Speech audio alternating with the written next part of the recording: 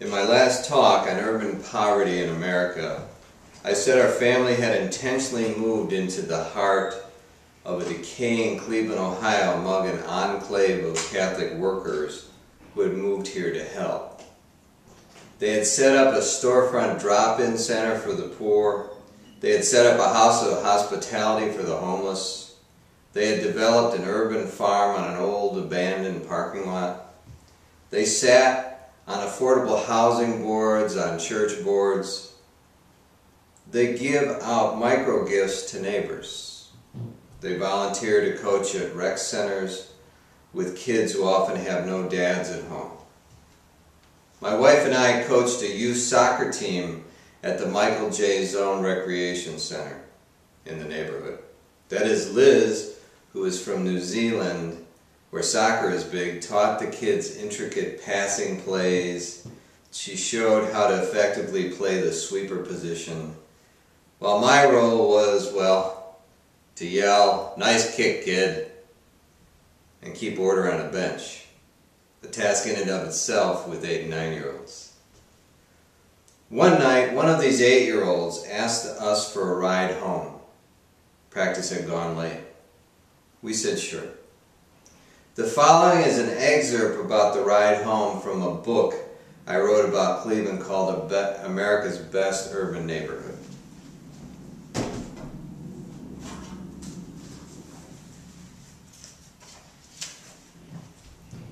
After one of our first games, a young black boy on the team asked for a ride home. His house was a mile away through a really rough neighborhood. It was dark. He said he usually walked it. He was 8 years old. Driving down a street near his home, the boy pointed to some teenagers hanging out on the corner. "Them's the drug dealers," he said, almost in passing. "They always trying to get me to try some." Liz and I silently looked at each other. Then, almost in unison, we looked at this 8-year-old child. How can we abandon these little innocent kids down there? How? We can't. Besides looking to Cleveland, we have traveled the country extensively looking for other effective models to change things for these kids. And we found them. We went to the south side of Chicago amidst a violent gang war zone. The week before we arrived, 2 teenagers had been gunned down at a bus stop on their way home from school. The reason? To get into a local gang, part of the initiation was to kill someone. Then there was the mother living with her 3 young sons in a car on the streets in Chicago in January. She eventually found help at the Port Ministries. In the midst of this cauldron of violence, amidst this searing poverty, the Port Ministries is an ecumenical outreach. It has a homeless shelter, a transitional living facility, all kinds of food and clothing programs.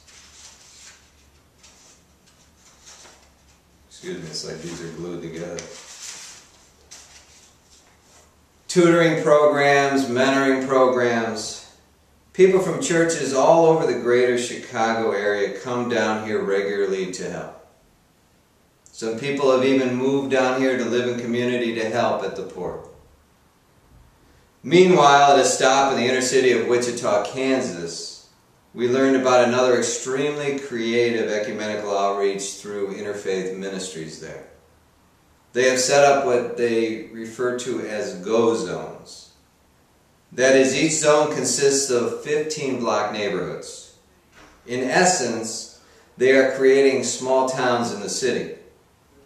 Each neighborhood has a mini-town council to work on various issues in their zone. What's more, churches in the suburbs twin with churches in the inner city zones to help in a variety of ways. It's an absolutely wonderful model, as are the other models we've talked about. Problem is, there aren't go zones in every city in America. There aren't port ministries. There aren't enclaves of Catholic workers in each of these cities. And why? Well, we've been a little short on people and money.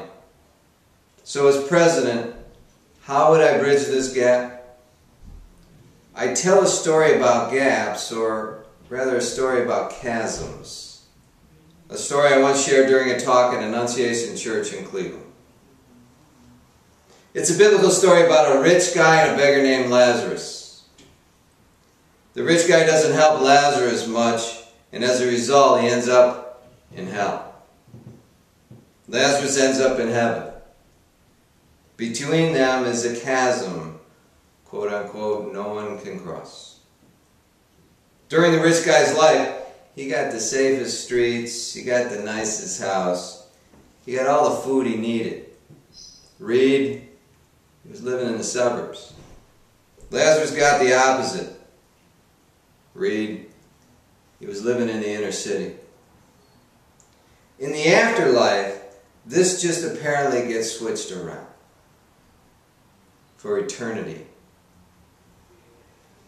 And there's a bad trade-off. I mean, 40, 50, 60 years of privileged life in, say, Shaker Heights, Ohio, versus an eternity in hell.